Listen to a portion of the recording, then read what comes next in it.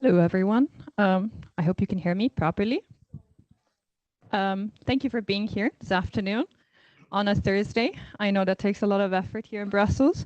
Thank you, for being here for this discussion, policy dialogue on how can resilience be achieved in the global permacrisis. Before we start and before we jump straight into discussion with our wonderful and most distinguished panelists today, I want to give the word to the coordinator of the project, of REGROUP project, because as you might notice from the logos and as you might know as well, this policy dialogue is linked to other research efforts under Horizon EU project, REGROUP project. And I just want you to know a few things about REGROUP before we go straight into discussion. I'm not sure this is properly on, but I think you can. Okay. So I'll give the microphone to Piero Tortola. Thank you, Giulia. I'm going to position myself here so I don't cover anything. Hi, my name is Piero Tortola. I'm a professor at the University of Groningen in the Netherlands, and I'm the leader of this REGROUP project, Rebuilding Governance and Resilience Out of the Pandemic. It's a Horizon, as it's been said, it's a Horizon Europe project that has been running. Now it's into its third year. It will end in August 25. And REGROUP's objective was to really take stock of the pandemic and especially socio-political institutional effects of the pandemic in order to then building on this analysis, so to speak, to be able to provide European and especially EU policymakers with advice on how to, as the name goes, restructure, if needed, governance for the post-pandemic. Now we're really in this phase in which we are basically taking stock of the great work that we have done until now in various areas of the social politics of the pandemic, and we are working towards the more policy-focused parts of our project. We had a great set of workshops today to discuss in depth various papers or paper projects that we have going on, and this panel tonight is also to give to interact a bit more to in a public way and to say reflect a little bit on what we can say about how to make European institutions especially more resilient vis-a-vis the future. You know, this is a project that starts with the pandemic, and it starts looking at what the pandemic has, whether its pandemic has changed things and to what extent it's changed things in Europe, but it goes well beyond. In this part especially, looking at the future and looking at policy recommendations, it goes well beyond the COVID pandemic, because the objective in a post-pandemic world is to make Europe resilient not only to future similar risks, and we know from pretty much everybody that studies these issues seriously that a new pandemic will at some point come, but also, the question is also making Europe resilient vis-a-vis other similar systemic risks. And this is really, so the project goes well beyond the narrow confines of, health policy and health governance.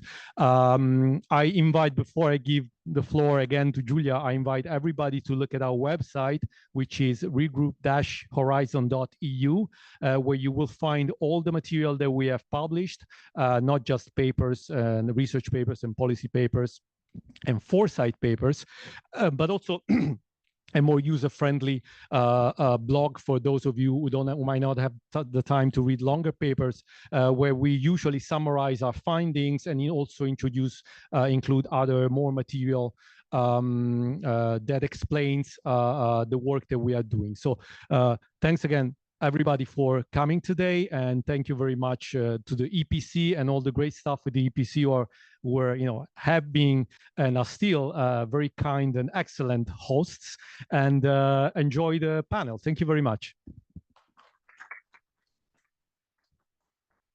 Thank you very much, Piero, for the great introduction. I have been part of the workshop that basically run for today, and I've been part of the conversations and the presentations of the key findings of the paper, and I can only recommend you go on the website and you read them, because most interesting findings.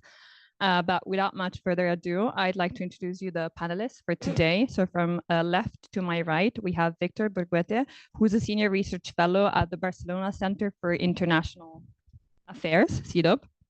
Then we have Eulalia Rubio, who's Senior Research Fellow on Economic Affairs at the Jacques Delors Institute. And then we have my colleague, Eric Maurice, who's a policy analyst in the Europe's Political Institutions team here at the EPC. So we're gonna do this.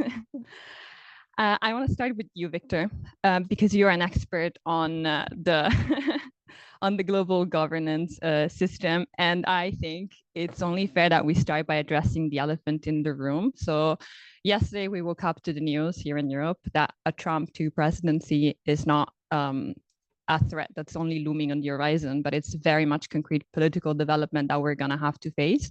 And in your research as part of the REGROUP project, but also in your other research, you write extensively about the crisis of the global governance system, the multilateral system, the way it has fallacies, the way it's dysfunctional, international organizations are not serving their purpose. I want to ask you, what is going to happen? Because there's a lot of sense of despair that's very tangible here in Brussels, and a lot of people are really concerned, especially we had discussions here at DPC yesterday, and people were saying, what are we going to do now that a Trump 2 presidency is happening and they're not going to be adults in the room? Like, this is very concerning for us in Brussels. So I just want you to elaborate on what you think is going to happen on that front. Thank you very much for the question and for inviting me to this panel, to ECP and Piero for the workshop. Respect to your question, I'm worried about the result of the election in the United States. I think my answer in two aspects. One is the bilateral link, and also the multilateral level. When I look at the bilateral, when I look at the US election and I look Trump 2.0, I really think the movie is going to be Trump Analyst compared to Trump 1.0, that it will be Trump, it will look like the good guy. And for the rest of the world, the name of the movie will be Brace for Impact, right? There's a huge uncertainty, but some of the policies he has announced has huge implications from global governance and for the economy and how relations between countries are conducted. Respect to the European Union, I look at when we put together the strategic autonomy policy, the concept related to the economy in 2016, and the origin of that strategy was the Brexit, was the Trump 1.0. But 3 years later, we were more focused on China acquisition, and then COVID and Ukraine, and we put much more emphasis on strategic dependency from China, and we did very, very little respect to the United States. And today we have huge dependencies from the United States in terms of tech, digital finance, defense, and overall energy, for instance. No, when you look at energy, we were very successfully reducing dependencies from Russia, but the trade-off was increasing dependencies in great part from the United States. And when you look at some of the policies that Trump is in favor of, for instance, to let Netanyahu do more open policy in the Middle East, it should be very worrisome for the European Union. We are hugely dependent on energy from that region, especially Strait of Hormuz. LNG, and when you look at gas, LNG, we are heavily dependent on US gas and from Qatar. So you have a problem there. You have a gas problem. Also, you have an oil problem. Maybe China has more problems than we could have, but we are still in the spotlight. And incentives are perverse because the United States it's a net exporter of energy. So the trade-offs and in this more transactional world is a little bit worrisome, and I think it's time to really apply state autonomy to all the partners, including the United States, not just looking at China, even in the formal communication, we don't mention just China, but I think it should be a very important wake-up call for now. And with respect to international organizations, when I look at Trump 1.0, the first thing he did when he arrived to the presidency was leaving the Paris Agreement. Now we will see what he's going to do respect from that, because we know Biden rejoined the club. Also, he stopped funding the UNESCO, for instance. He blocked the WTO, and is still blocked. So it's hard to see any improvement for that. And respect to what we could expect from Trump 2.0, I mentioned the policy in the Middle East, but also respect to for instance, the funding in refugee agency of the UN in the region, also the tariffs and non-trade tariffs as non-trade measures as well. So and I think it will be very important to follow the what if. I mean, if the United States wants to promote his foreign policy, what it can do for getting other countries aligned with that policy. And I'm referring to secondary sanctions, for instance. With Trump 1.0, he did step out from the Iran nuclear agreement, and we tried to put together a mechanism in Europe to try to make our own policy, and it didn't work out. And similar policies may happen again in the future. So yeah, I'm a little bit gloomy, but some reflection from the US elections. Thank you very much. And as you were saying about the Paris Agreement, I was also thinking about the fact that he left the WHO, and then Biden joined again on his first day in the office. And I just connected that to what Piero just said about the fact that we might have another, well, we're likely going to have another pandemic. And yeah, very, very gloomy and very dark scenario. But I have a second question for you, a follow-up one on more the role that EU could play now that we have the certainty that a Trump 2 administration is happening, and it's more related to the EU's recent and ongoing efforts of speaking the language of power, which is what Josep Borrell said in last year. Europe is learning to speak the language of power. And also to connect it to another recent development, which is the Ninisto report that came out last week, and the focus that it has on civic and military preparedness and resilience. And I want to ask you about exactly that, resilience and preparedness, but also connected to your research in the context of REGROUP. I'll explain it very briefly for the audience who are not here during the workshop today, but in his research, Víctor proposes 4 scenarios for the global order based on the likelihood that global reform will happen and the role that EU will play in it. So there's 4 different scenarios, and I really invite you to read it because it's most compelling analysis. And I just wanted to ask you, related to preparedness, resilience, and what Europe is doing, but also your matrix, what kind of scenarios do you think we're going towards? What do you think is likely going to happen?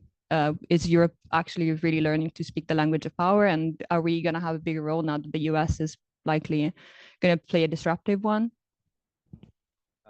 I think one of the effects from the US election this week is that the probability of a process of global reform taking place has been reduced. I think it will be much harder. Is there still some spaces for global agreements in specific issues? When you look at more transactionalist issues, for instance, the reform on how to tackle global debt, or when some countries is doing a restructuring debt. So an agreement in which most of the actors and important actors may win, then you can still have an opportunity for an agreement. But in other issues, I think it will be much complicated. So in the matrix, basically, that we describe in the report, we describe different futures according to the probability of a process of global reform taking place. So if there's a process of global reform or this not, and what's the role for the European Union in that process. So if the European Union is leading the process of global reform, or there's an absence. So I think we are moving to lower probability of global reform. Then the discussion would be what's the role for the European Union is going to be able to lead. And in here, I think we have an opportunity to react.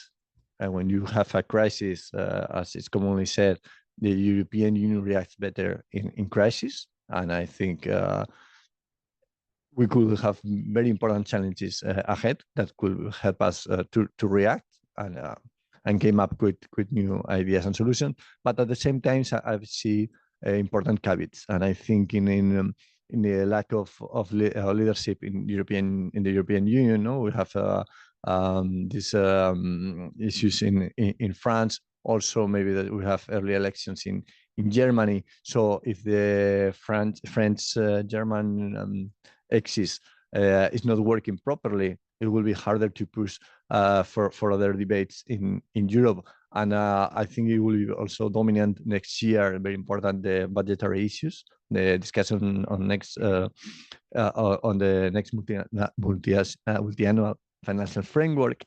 And so we have the risk of losing ourselves in inner debates, and also having the pressure from the United States on trying to follow up its policies.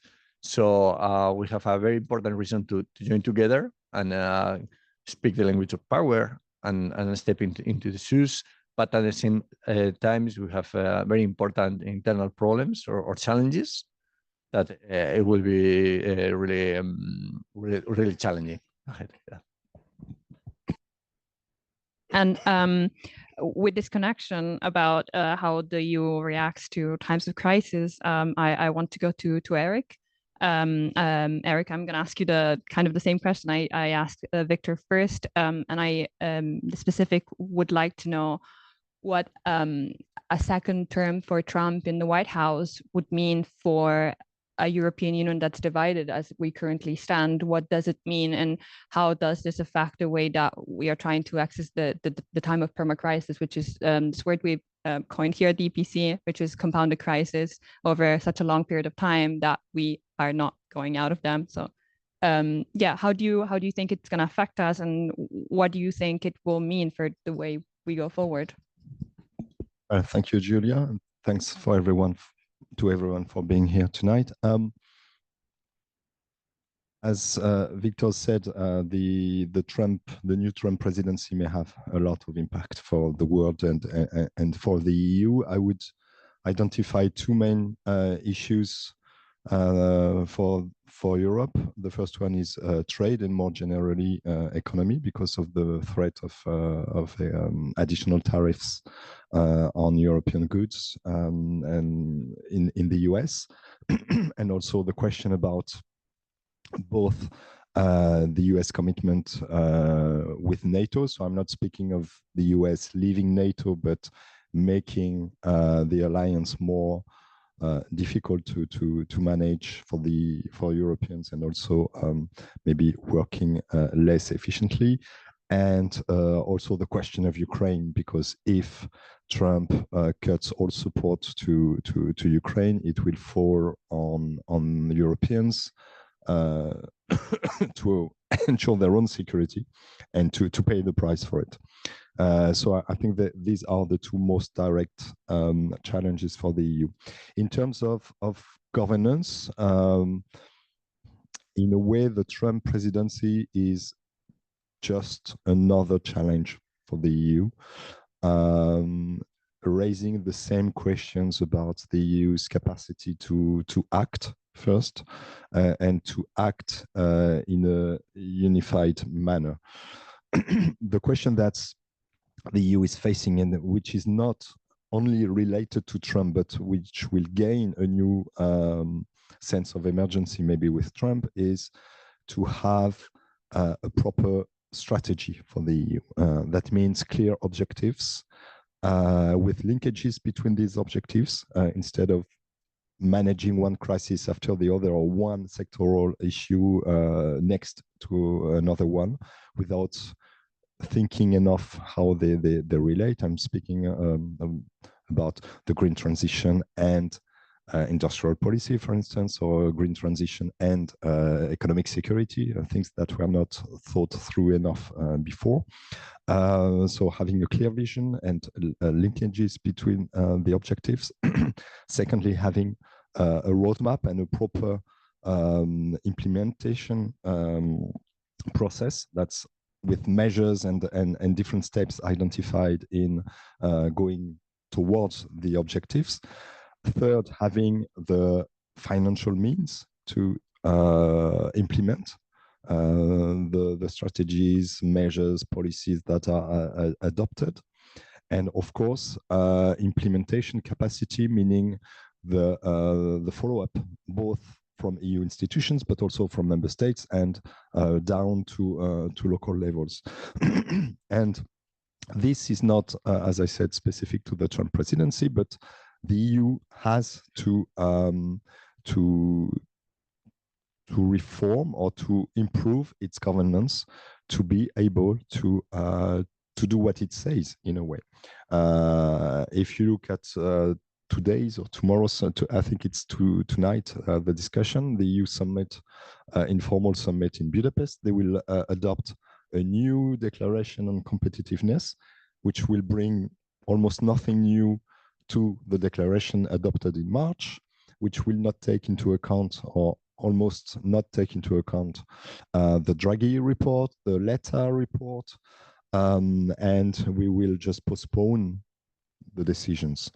And if you look at strategies already adopted, and you know that well, Giulia, because you explained that in the workshop today, if you take the example of the digital strategy, we are far away from reaching the objectives, and you are working on that.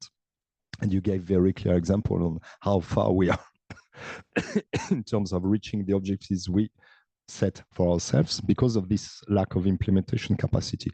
So if we look at governance, we really need to have this whole chain going from identifying the objectives, having the means and the roadmap to reach them, but also the capacity to do what has been decided.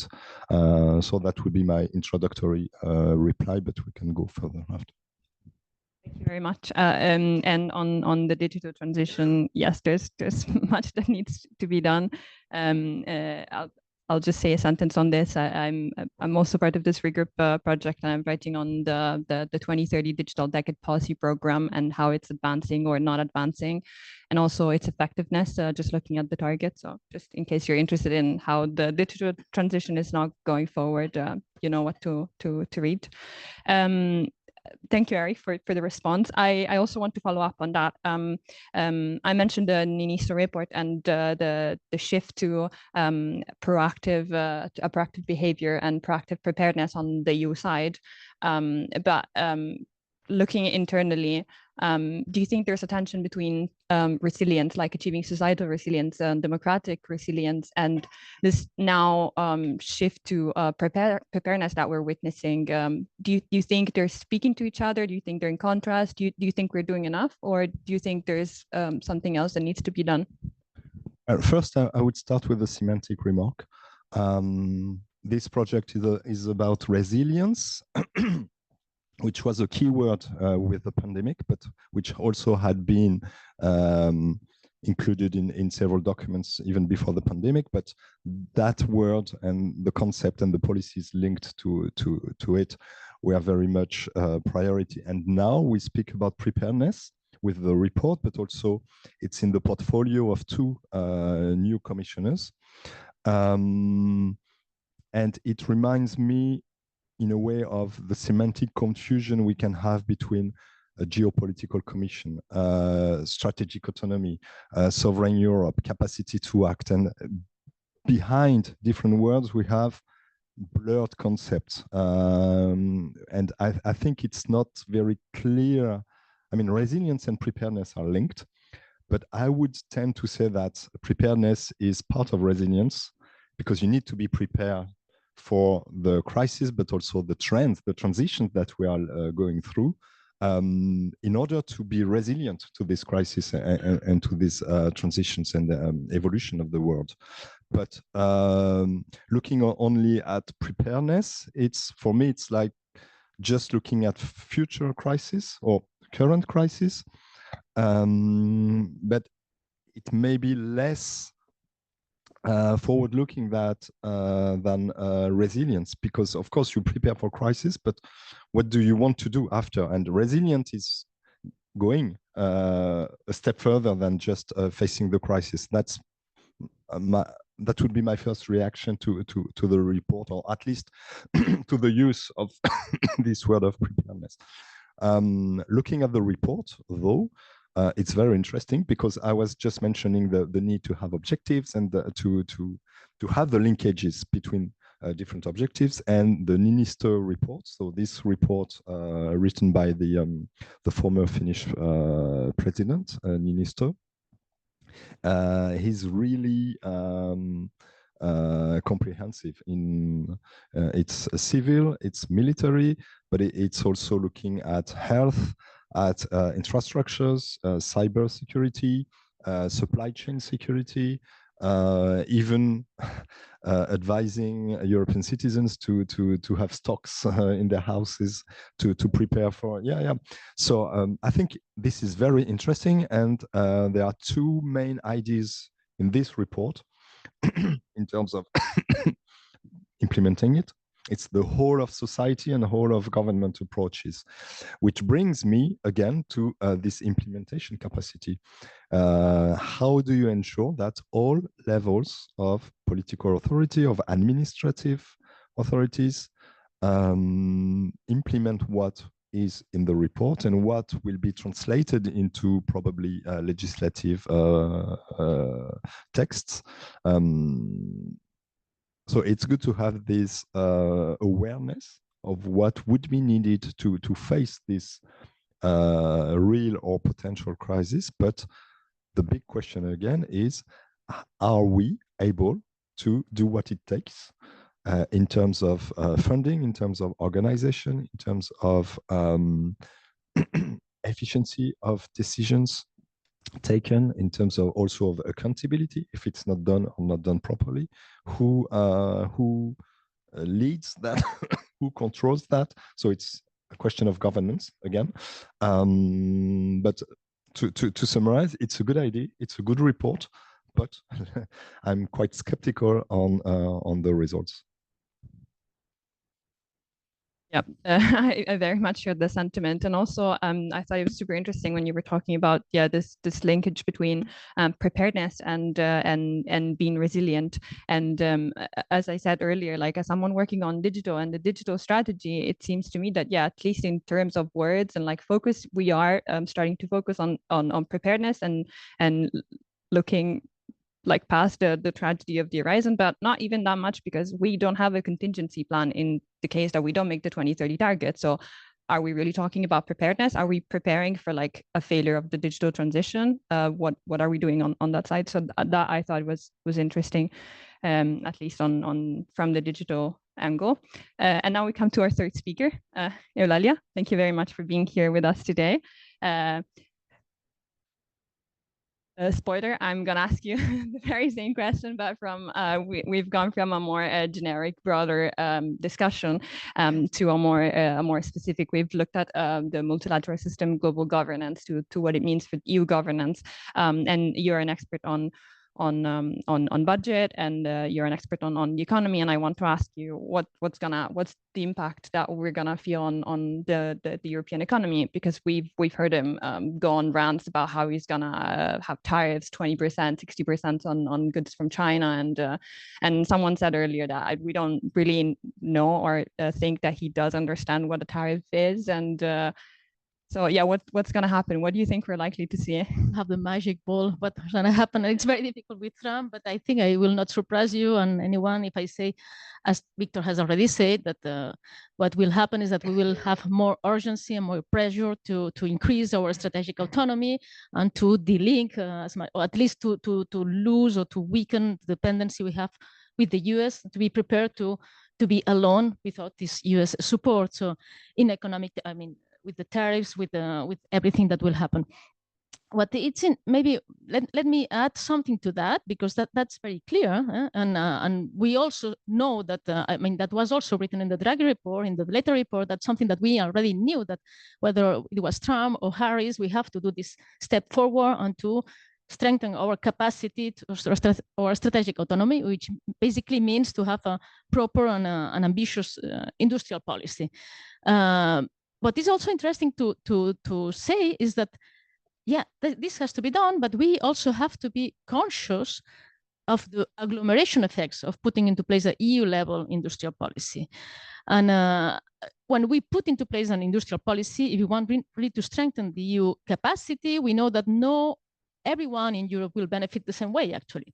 So we have also to prepare to this, because we don't want to lose the link with the citizens. The difference between the US and Europe is that the US, it's already an economy completed, consolidated, and even if we don't know what will happen in the future, a consolidated, unified polity, let's say. It's not the case for Europe. So there is also a risk of dismantling for Europe if we do something that is not perceived by citizens that benefits. And linked to that, we can also have a different vision, or we can also draw a particular lesson from Trump's victory. If you look at what has happened in the US, you can ask yourself we are now saying we have to put into place a very strong industrial policy, but that was exactly what Biden did actually with IRA, and it didn't go very well in terms of political results. So that's a bit the point I'm trying to say, that a strong industrial policy is not inevitably something that citizens perceive as very beneficial. And if you do it at the EU level, which already has a very weak legitimacy, it carries a risk in itself. So in the EU, if we want to do this, we have to be very careful to do it in a way that we at least mitigate these strong agglomeration effects. We don't do in a way that it's only elites in the urban, capitals that benefit, because already we have in the minds of the citizens this vision of EU as something for the elites. And linked to that, I can do a link also to something that is in the letter report, actually. The letter report also says that we have to strengthen the strategic autonomy, but it also says something. It says the single market is perceived by many citizens as something for the elite, and something that gives the elite the right to move, but not the right to stay in their own territory. And what he proposed in the report is that what he called in a very slogan way, a right to stay. Right to stay just means that we have to make clear to citizens that EU also benefits people that cannot move or don't want to move, because otherwise we will lose the connection with the citizens and we'll have the same result that we have had in the US. So we have to be very careful. Of course, we have to put all the efforts on strategic autonomy, but to be aware of the fact that it carries some risk and we have to mitigate these agglomeration effects. And second point, the question of financing. That's crucial. We cannot do industrial policy if we don't have firepower capacity, if we don't have financing. Of course, that links with the MFF debate that we'll have next year, but also with the question of the private financing. If we compare with the US, the big gap we have is on private financing, especially for these breakthrough innovation technologies. The big gap is on private financing. They have much more private financing going to these technologies than us, and we have a huge loss of savings from the EU that are going to finance breakthrough innovation from Europe, that are going to finance breakthrough innovation in the US. This is something that we have to repair. We have really to integrate this capital markets union, and not only the capital markets, but also integrate better the financing through the banks, the banking union, that we don't really have a proper banking union. So this is also a very big file that we have to complete and we have to advance forward.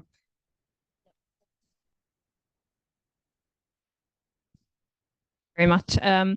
I want to follow up with a second question, and I think we touched on this earlier with Víctor, and you just mentioned it. The MFF, the multi-annual financial framework, it's coming to an end, and the negotiations for the next framework are going to open in 2025. So I wanted to ask you how should aspirations of economic resilience be reflected in the next framework?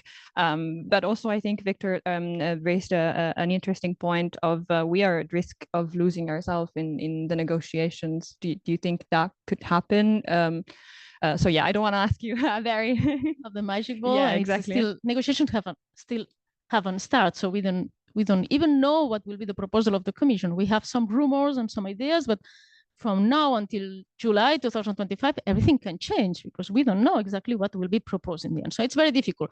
We know that MFF negotiations are always very difficult, and we know that the parameters for the next negotiations are particularly difficult because we have to reimburse this debt, although unless we decide to roll the debt on, that it can happen. But for the moment, we have this additional spending or cost that we have to integrate, and we have a lot of priorities and a lot of needs. Maybe just one thing to say about the MFF is that we should not forget that this is not only about economy. It's not only a budget to finance economic competitiveness. It's a normal budget, and there is everything. And particularly, there will be a big chunk for defense that now, after the Trump victory, it will be even more important to have.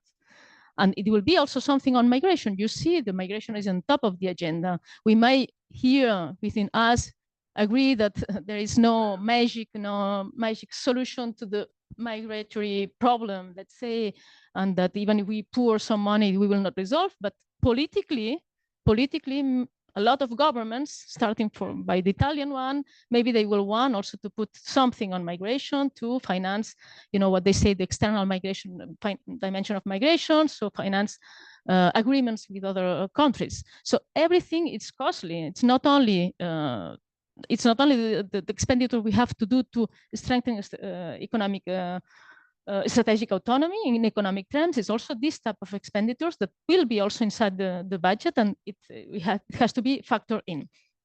And maybe the last point is that we should also factor in enlargement, but maybe we will have some enlargement also coming in the next MFF. That will not be a huge cost. I mean, we have to also to put a bit of reality in the debate, but it is an extra cost also. Very much. And I just want to check with the other panelists if you have anything that you would want to react, anyone else has said you would want to jump on or develop on that, or if you don't, I would also, so no one, okay.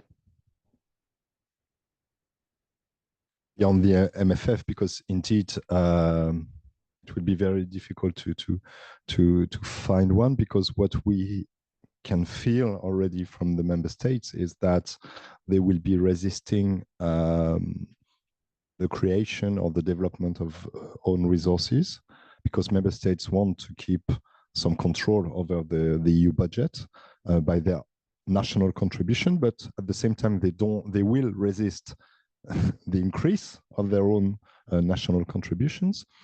And if you look at the list of all priorities, defense, which they will want to fund, but also digital, green, the climate transition, and so on, there is a very strong minority against joint borrowing.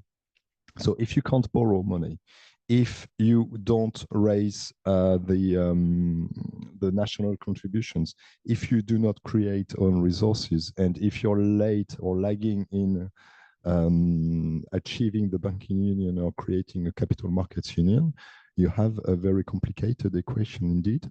And maybe events like the election of Donald Trump can shift some positions, or maybe development in specific member states. Maybe what's happening in Germany may have an interesting consequence for the EU if FDP is out of the government, and even if there are elections. That's something that will be taken or could have an impact in EU negotiations, or the dialogue between the member states.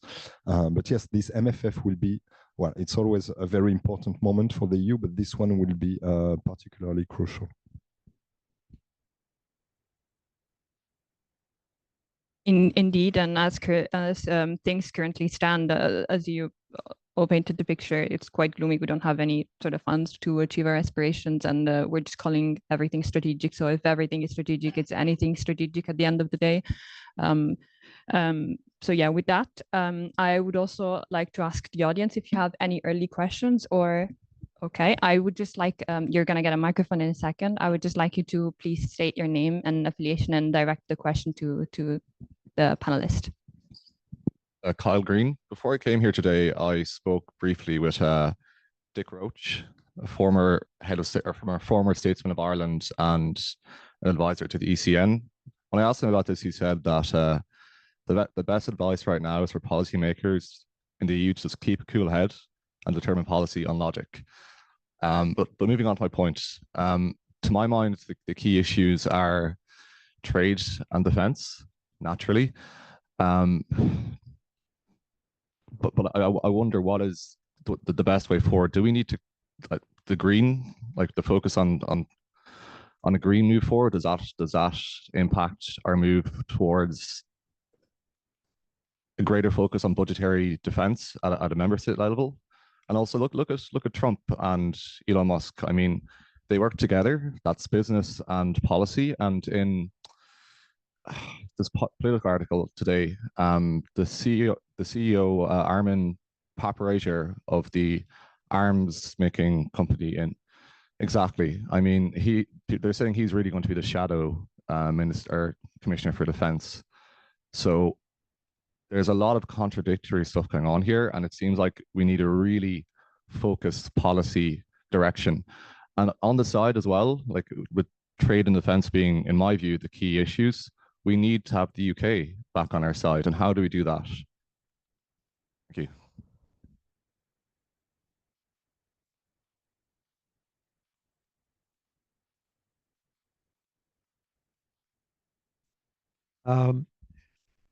I would like to make a couple of points that they started separately in my head, but now I'll try to connect them. And they are for everybody, but I guess mainly for Eric, since he mentioned this semantic issue between resilience and preparedness. I found that very interesting. And that made me think of something that I read recently. Sheila Yazanov, who's a very important scholar in the science and technology studies, writing about the pandemic, and now, well, she was talking about the US, but I think this can be applied also to other contexts, and how we tackled the pandemic. She was actually making a plea for ditching the idea of preparedness and embracing this idea of the technologies of humility, what she calls the technologies of humility. And the point she was making was that preparedness is this almost hubris-led idea that we can be prepared for everything, right? So anything that comes, we can tackle it. So it's kind of a warlike machine, but this never works, right? We have to kind of get used to the fact that, especially in these days, we're living in a world in which something bad is going to happen. So the best we can do is to be humble and accept that, and be prepared to tackle that. And I think that very much connects to the idea of resilience versus preparedness. So I would have a bit of a different take on that, but of course I accept that these words can be defined in many ways, right? So to me, resilience is really this really kind of reflect this idea of the technology, what she calls the technologies of humility, which also leads to connects to what Nassim Taleb calls anti-fragility. So it's not just the point is not really to try and prevent everything, but to make sure that we're not so fragile as to completely collapse when the bad things happen. We have to build systems that are anti-fragile. Now, so that's one thing I wanted to say, and it's more like as we usually say in academia, it's more a comment than a question. But then I also was thinking about this in terms of connected to Trump's victory, because all of you have talked about that and how that reflects on Europe. And of course, we tend to think, because we are optimists and know Europhiles, I mean, among ourselves, so probably most of the people in this room, and our kind of almost knee-jerk reaction is, okay, Trump won, Trump is bad, but this can be a good thing for us because we can react and we can become stronger and so on and so forth. and that's great. And hopefully that happens, right?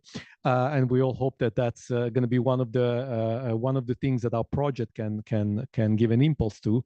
But then, there is also legitimate expectation that Trump might have some disintegrative effect on Europe. What that doesn't mean that the European Union has to collapse, but political divides might be a bit bigger now as an effect of Trump's victory, if nothing else, because some of the pro-Trumps, the pro-Trump in Europe might be emboldened by this. If you have seen for those of you who have seen the debate between Trump and Harris, you might remember that the one European person that Trump mentioned was Orban, and he did it in his own asinine way. But that kind of, I think it kind of meant something. Okay. And so to connect the two, my question to Eric, but also to the other members of the panel, if they want, is what, do you see this happening? I mean, to what extent do you see Trump as being directly or indirectly a force for disintegration, or let's call it let's say more polarization, political polarization in Europe and institutional polarization? And if so, are we resilient in a way that I was mentioning before to that? Sorry for taking too long. I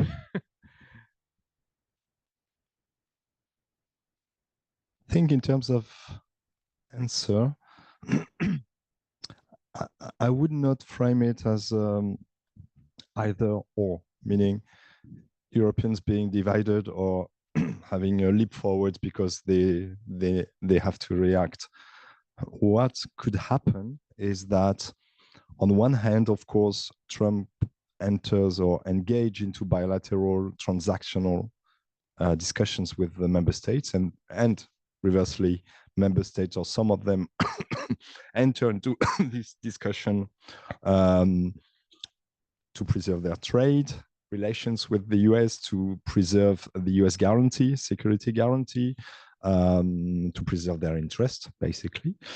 And at the same time, and it's not exclusive, come to Brussels and have conclusions of the European Council saying we should do this and this and this. And then the question again is how, well, do we do it and how do we do it? So I would not be completely surprised if at some point we have the 27, even including Orban or Fizzo or even Meloni, because she will be an important player, not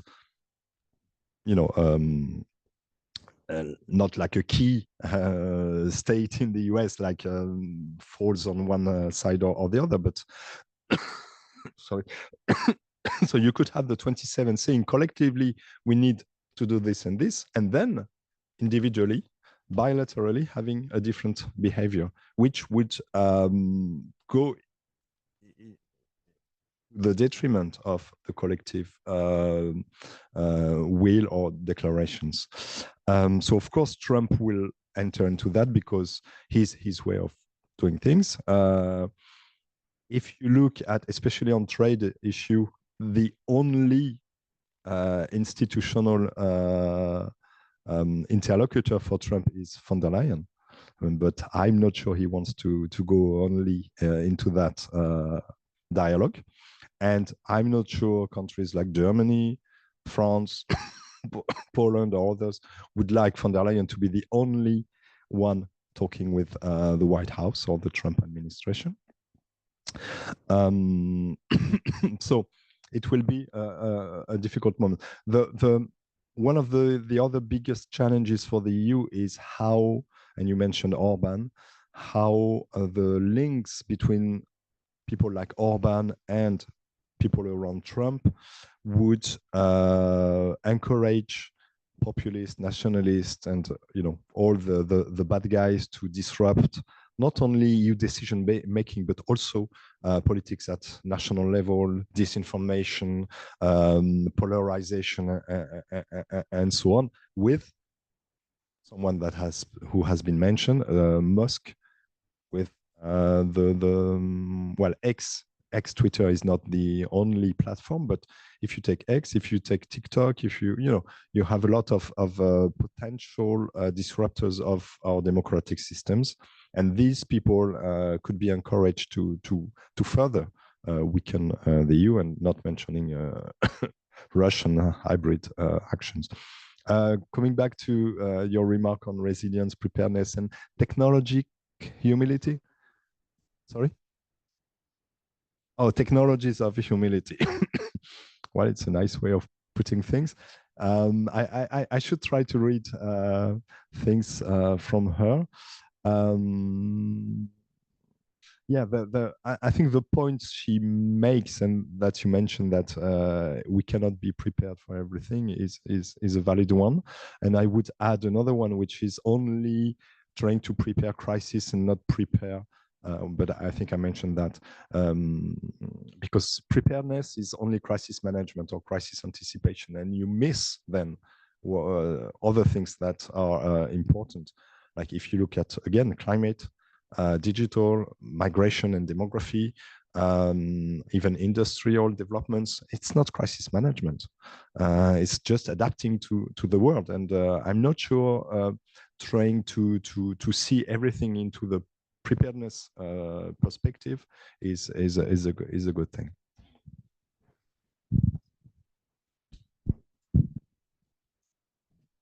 Yeah, I was thinking about the bringing back on board the UK, the question over there, and I think it opens a Trump victory opens an opportunity in many aspects.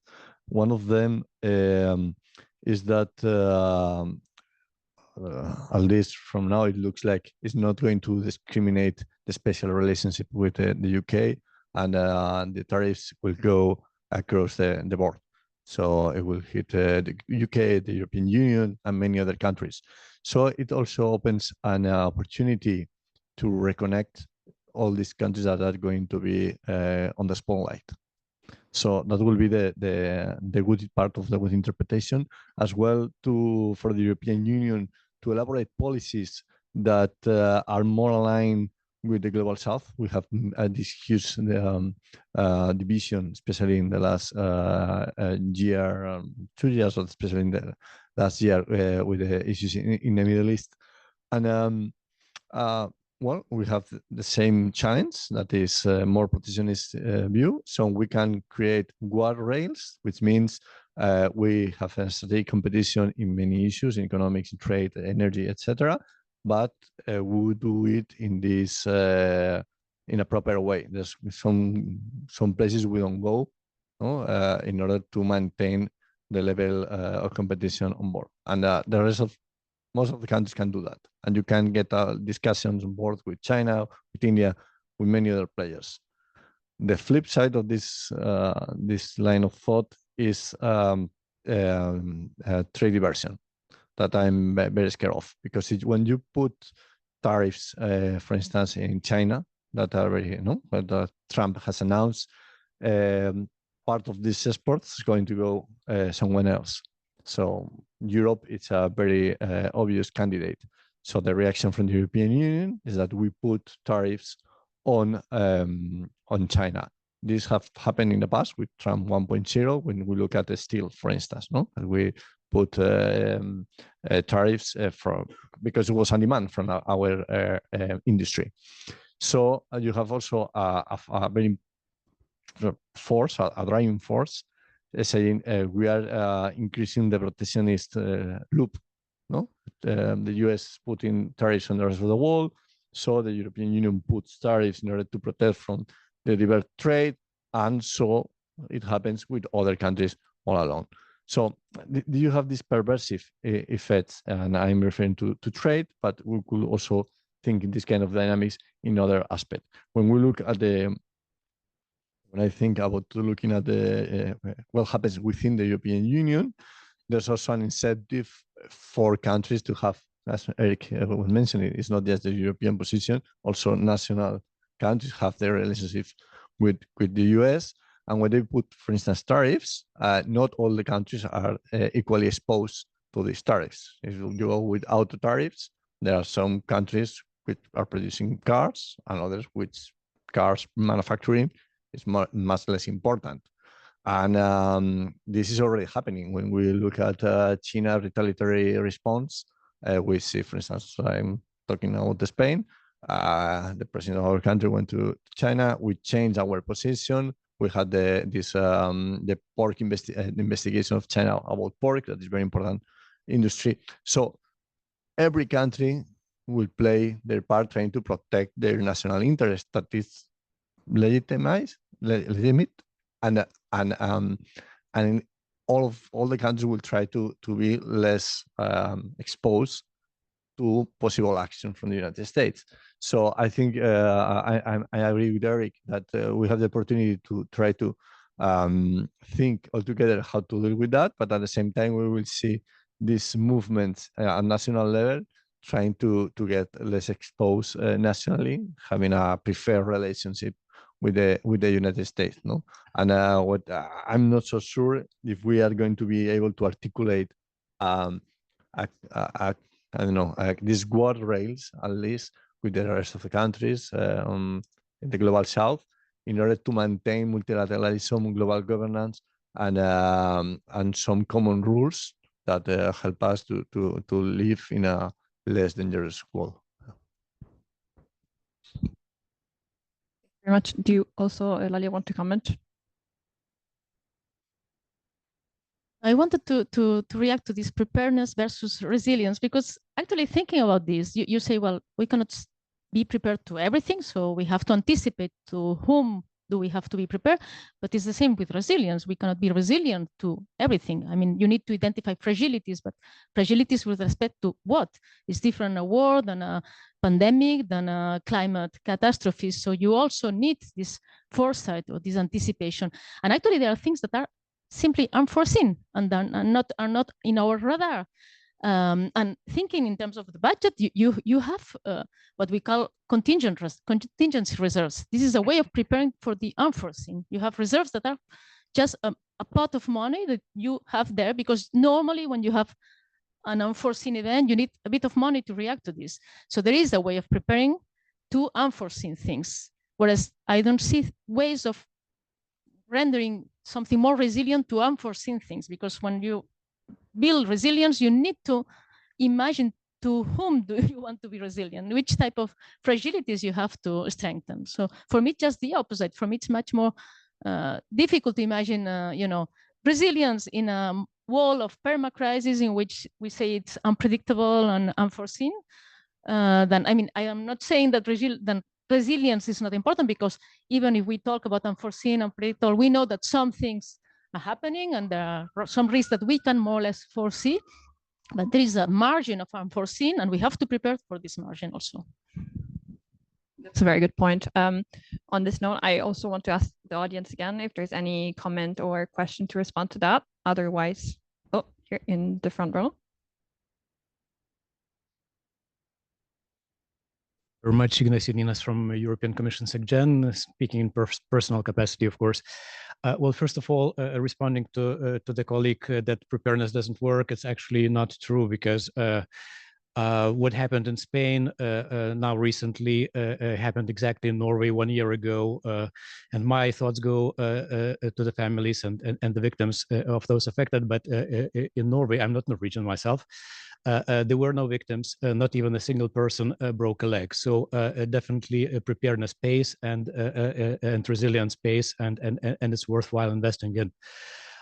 Now, maybe, just about this moment, about the elections, and I do believe that it must be, it has to be, and there's simply no other way, that the results of the elections in the US has to be a cold shower and call for action, and something which mobilizes us in the world of today. So my question actually to all the panelists would be not so much thinking about that this thing is difficult and that thing is difficult. Yes, everything is difficult. It's very, very challenging.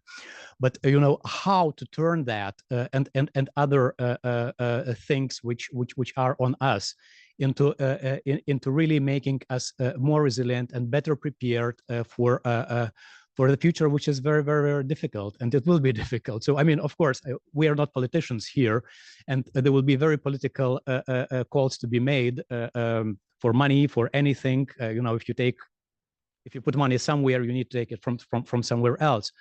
but maybe some of the reflections, thoughts, recipes from your thinking of how Europe could make the best out of the situation we are in today.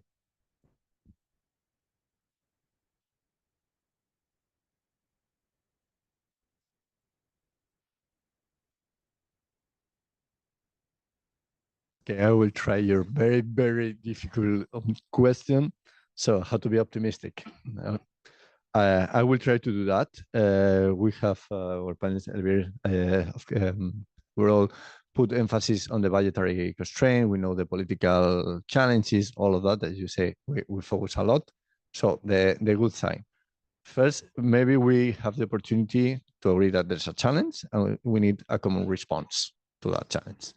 If we agree to that, then we go to how to agree that. So all the governments in Europe, we may be on that. We have a lot of good recipes. We have discussing some of them in the workshop before. Draghi report, Letta report, the Conference of Europe that we had, a lot of policy papers, and in this policy prescription, there are some prescriptions that they are very heavy in budgetary terms, and some that are less intensive.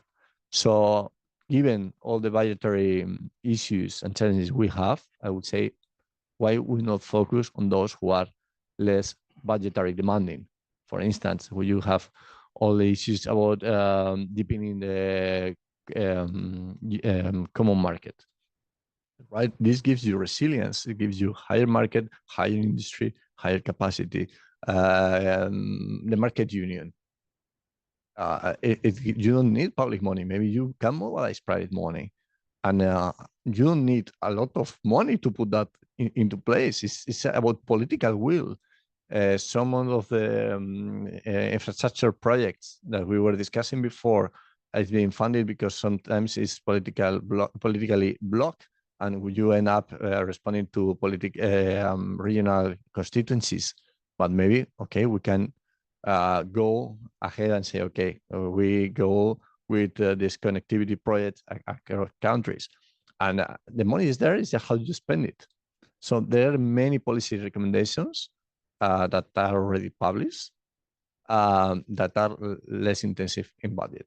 So I think from there we can be more resilient, and to have a truly working common market. I think it's a basic one, and it has been blocked or not deep enough for many years. Banking union, it was discussed before. So we can do much more without the need of a lot of more money.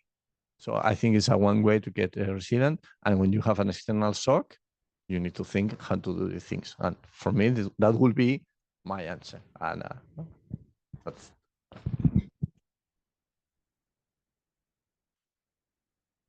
Something that the first thing it comes to my mind is differentiation, which links to one Horizon project in which we were all involved. I think we will need more differentiation, and we need to be more open to forms of differentiation that maybe 10 years ago we thought they were not acceptable because we put some constraints or some principles that differentiation. We don't want to fragment the union, so we want to do it in a proper way, only for certain things and not for other things, and link to the treaty and a lot of things. Well, maybe we have to, and I don't want to preach to dismantle what we have, but we have to be open to maybe we are gonna change of union. And if think about Hungary, if we have member states that we will not be aligned in many aspects with the rest of us, and we need to act together, we have to start doing things differently out of the treaties among the willing, the community of willings. And yeah, it's not nice, but it's a second or third best option. But I think we should start thinking in second and third best options, because all of us here, we have a vision of what is the union we would like to have, but many citizens do not have the same vision. So we have to get along with this. And if we want to continue the integration, the European integration, maybe we have to accept that not everyone, the same way that our colleagues, Democrats from the US, they have to get along with the idea that many of the colleagues, compatriots, they don't have the same vision of the US. We have also to have in mind that maybe for the years ahead, there will be many member states and citizens that have a less ambitious vision of the unity of the European Union. So if the ones that we want to do something together, we should do it out of pragmatism in different ways.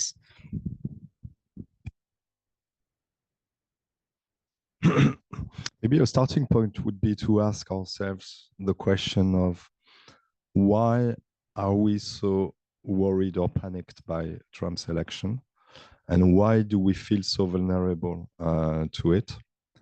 And a side question, are we the only ones, or are we more than others so worried and panicked? And maybe that would give us an idea of what we should change, not to have this feeling every time that Trump or someone else, because my personal fear is that it's not only for 4 years. It's much more structural than this in the US. And then asking the questions of what we should do to avoid that. Accepting that the Brussels effect is not enough anymore, meaning being a regulatory power is not enough. So it's back to Giulia's question about the language of power. Thinking that being a single market, even the biggest one in the world, is not enough if you cannot have influence or or use it in the world. And also maybe realizing that if we are so panicked, it's because we feel alone without friendly US, which means also that we should open to, or at least rethink our relations to the rest of the world, and again do what is necessary for that, as a block of 27, but also as 27 individual member states. Because if we realize, and that's what I think led to, but Eulalia would be better placed than me, but what led to Next Generation EU was the realization that we needed this unprecedented step to protect ourselves individually, I mean, in terms of member states. So maybe now we were speaking about the national interest, but maybe our separate or different national interest should be protected or promoted through decisions at EU level, within or outside the treaties, being at avant-garde or being, small groups of countries, but doing what we think we need to protect ourselves, and not protect passively, but protect our interest, and being much more proactive. Very much to all three of you for answering the questions. I also have a few scattered thoughts here and there, and I'll try to string them together as I go. Apologies, it's been a long day. But yeah, I also sort of wanted to react on this like fine balance, or like tension between preparedness and resilience. And one interesting thought that just came to my mind, and I'm no expert on this. It's other people in my team, and apologies for the short moment of self-promotion. I thought it was interesting that when in June 2023 the European Commission came out with the economic security strategy, it's 3 Ps, but where is prepare? We came up with the 4th P here at the EPC in the context of the flagship project on economic security, but the focus of the Commission was to promote, partner, and protect. Where is prepare in the context of something that's so gigantic? It's a mammoth of like an undertaking, such as economic security in a time of permacrisis. Then in terms of the last question on okay, what do we do? How can we be optimistic about this? And apologies if I also answer, but in a way, like digital, we've been tangential to it, but I've been working on it a lot lately, and I also wanted just to give you a few insights on that, and then maybe we can reflect later. But it goes back to what I was saying earlier. I think we're doing too much. We're trying to be strategic about too many things, and to be optimistic, we just need to like start from the ground up again. Like we have to be realistic. We don't have the budget to do everything, so we just start with the, as Victor was saying, with the things that are easier to do with what we have, with the tools we have. So for example, in the context of my research on the digital decade policy programs, there's 4 targets, but if you look at the allocation of the budget, it's completely skewed. We're trying to do too much in the areas where we are likely going to witness more fragmentation, like the digitalization of businesses, which is impossible. Like we don't have the tech sector to do that. 2, we don't have the skills. So it's really like a question of, or an exercise in going back from the start and just reassess what we have, what kind of capabilities we have, and then start from the ground up. And then you build resilience up as you go, at least in what I could see. So yeah, those were my scattered thoughts. And I wanted to go back to the panelists with yeah, a few other questions. Victor, I would like to ask you something, going back to the dysfunctionality of the international order that we spoke about at the beginning. I also have questions about recent political developments, like the UN summit that took place in September of this year, and also the upcoming COP29. If you just have a few reflections on what happened, like because in your paper you mentioned the UN summit as a possibility to start again, like a fresh start for the multilateral order, like a possibility to revitalize the dysfunctionality. But also if you could reflect on what to expect in terms of the COP29, and if you have any thoughts on that. To the UN summit, I think the main problem of this summit was the title was too good, no, the summit for the future, and it was very, very ambitious. So it came across with at the end of the declaration, it's more a compromise, but it was very interesting to see the discussion before it, and it has several chapters. And of course, those ones who related to global governance or the UN Security Council is like the discussion we have here in Brussels about the unanimity, no? Or the treaty changes. We have talking about it for 1 decade, and maybe we're still talking in the next decade about it. And I mean, it's very, very difficult. But when you look at the discussions, inner discussions, and what specifically every country and position, you see that some agreements are possible. For instance, when you look at international finance, you look how they are really thinking about how to improve international finance and development, how to tackle dealing with emergency crisis, no budgetary, when there's a debt crisis in a country, because some of the problems are so obvious. I mean, with the COVID, for instance, the IMF drawing rights, that is the special money that the IMF is able to put into the economy, gives Germany the same amount of money that all Africa.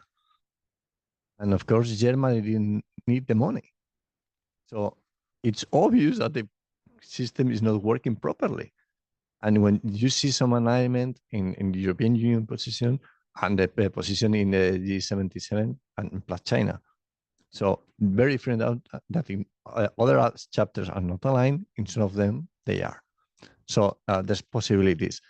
If the US don't come along, okay, what they created is this, we say, okay, we donate our part of the IMF drawing rights and we donate to these countries. So there's ways of sorting out this kind of things in global governance.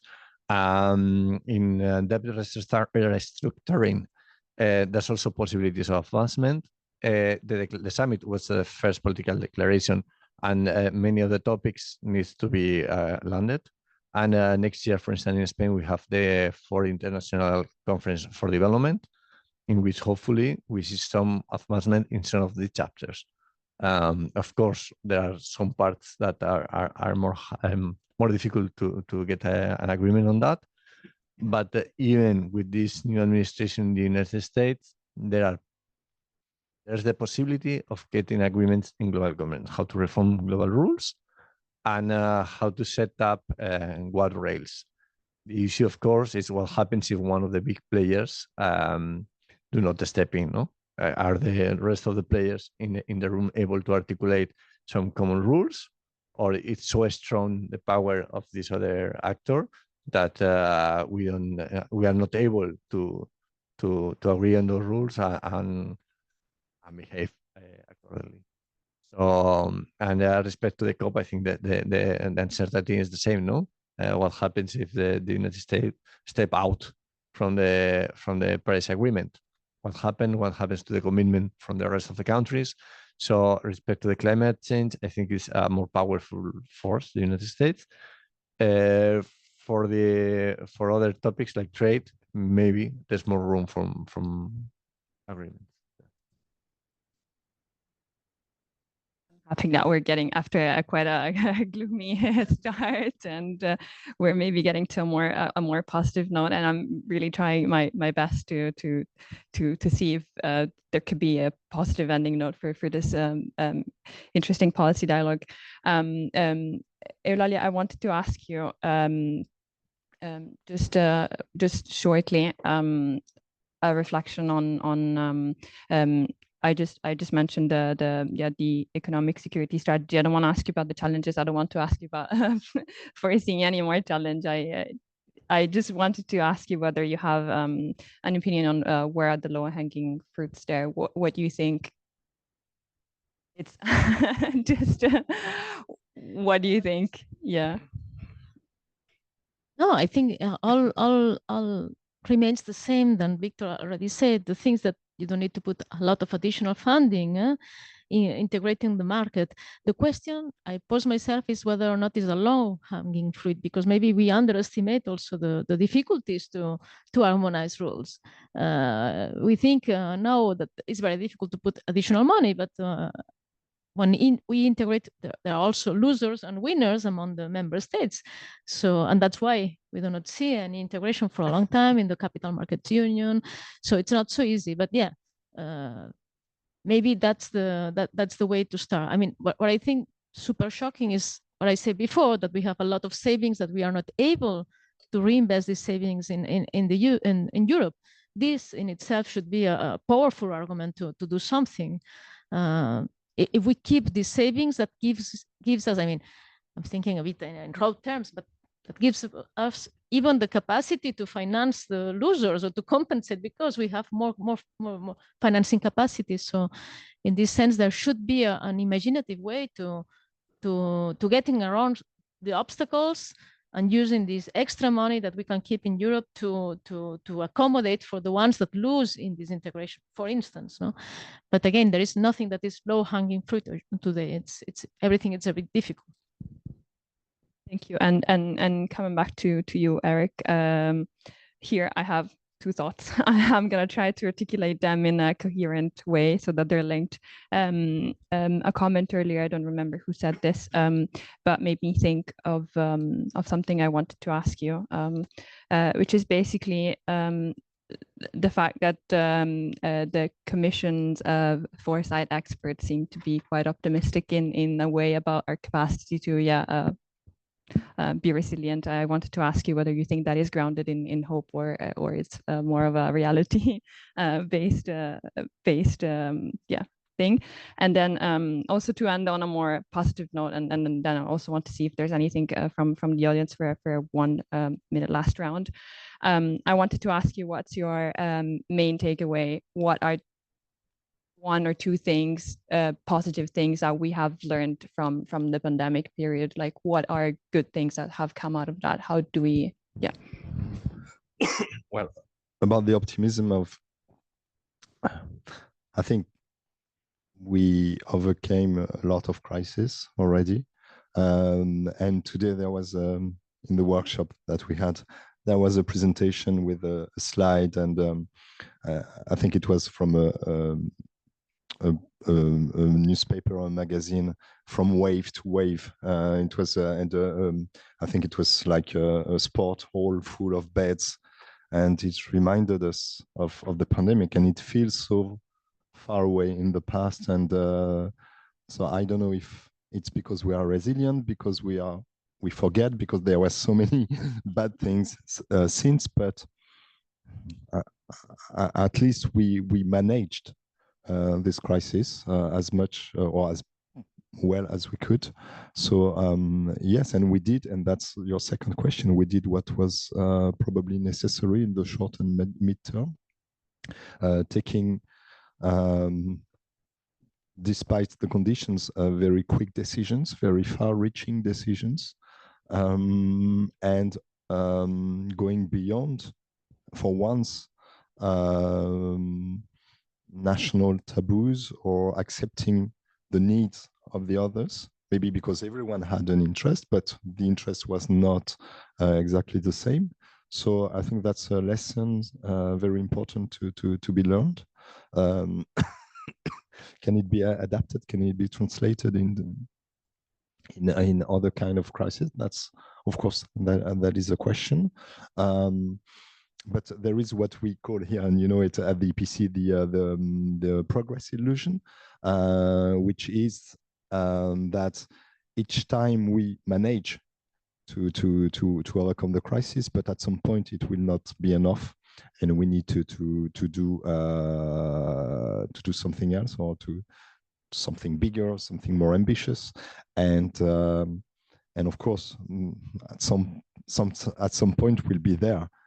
We are getting closer and closer to this point where the kind of decisions we took before will not be enough, and it will be very, very difficult to manage a crisis, whatever it is.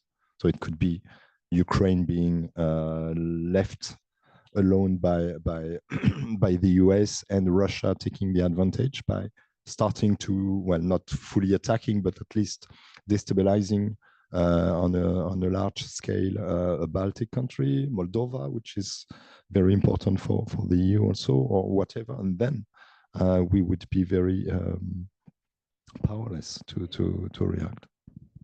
Yeah, it just made me think this progress of illusion, someone else called it, I think, also the issue of failing forward.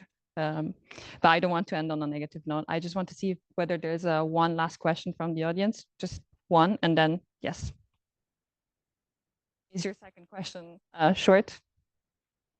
Okay, perfect. Then accept it. But it has to be positive. I mean, that's the condition. Yes, exactly. Positive note. Hello. Okay. So I'm Ilan Dassensao. I'm a student from France at Sciences Po, and I'm an exchange student at VUB. My question was to you, Mrs. Rubio. You talked about the importance of not letting the people down, and to not take too not ambitious, but to not act without the consent of the people, because it would increase the democratic deficit, which I agree, but at the same time, I'm wondering if it's not preventing ambitious policies in the period of crisis, and if it's to take the true actions and effective actions, don't we have no choice but to sometimes not take that much into account what people want? And I think also because isn't all the policies and the current state of the European Union, leaders trying to keep as much as their national interests and not taking any ambitious policies, and still disappointing the people of the EU? A question. I think there is an inherent trade-off sometimes. I mean, as I say, for instance, if you want to build a very effective, truly European industrial policy, it makes much more sense to put the money on specific spots, very well advanced spots in which they have factories of, semiconductors or these kind of things we really need. And that, of course, that does not, spread the money everywhere in the territory. If you spread in a very in a just purely cohesion social logic the money, then you don't have this capacity to put a lot of money, this effectiveness to put a lot of. So there is this trade-off, and we have to deal with this trade-off. There are ways of mitigating the trade-off. Maybe not. Maybe concentrating. We were talking about this in the seminar. I think Philip mentioned this. Maybe not scattering a lot of EU money in very small projects. Maybe putting a lot of money in one single project. There is also the question of creating more interlinkages between. We do not exploit as much as we could the integration of the single market. We could create more interlinkages between regions working on complementary productions. Some regions that work on the same type of innovation, let's say, and one in Sweden and the other in Spain. We do not create this kind. We should help also to do this much more. Maybe there are things that make less sense to put a lot of money on because they have much less EU added value. Let's say, for instance, do the EU has to put a lot of money on buildings, on reforming buildings? So it makes much more sense that we help a bit, but it's mostly at the national or the regional level, and instead we put the money on interconnections, which will be never financed by member states. No, if we do a lot of renewables, but then we are not able to transfer this energy from one country to the other, it's not very effective. So there are things that can be done, not in this way of an agglomerative way, let's say.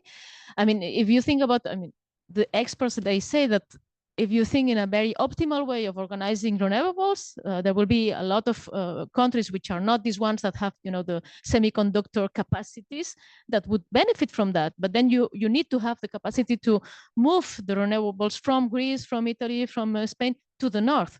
So there, for instance, there's a strong, logic and EU added value to put the money on to create these interconnections. So there is a way. I think we have to think more. Sometimes we have this, because of politics, we have this logic or this capacity of thinking of how to distribute the money among ourselves, but not in a very integrative way.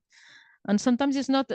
You can mitigate this trade-off that sometimes exists. If you want to do something on research, on advanced research, obviously this benefits. The direct benefit will be for the richer countries, but there is a lot of untapped potential on creating much more integration in the market through the money that we don't use it, instead of just distributing among regions and nations and each one and trying to, the logic has been for a long time to promote the endogenous growth of each region and nation, but then instead of promoting the endogenous growth of each of us, let's promote the growth together, but in a more cohesive way. I think it's a kind of change of mindset that doesn't necessarily mean concentrating all the money, all the support to the richer regions, but thinking as a whole and not as different parts that are glue, let's say. Very much. I think with this, we've come to an end. I want to thank all of the panelists for being here today, but also thank you for being here with us. And again, if you're interested in knowing more about the project and about the research, just don't forget to visit the website. There's a lot of interesting insight, and I really urge you to read it. And yeah, until next time.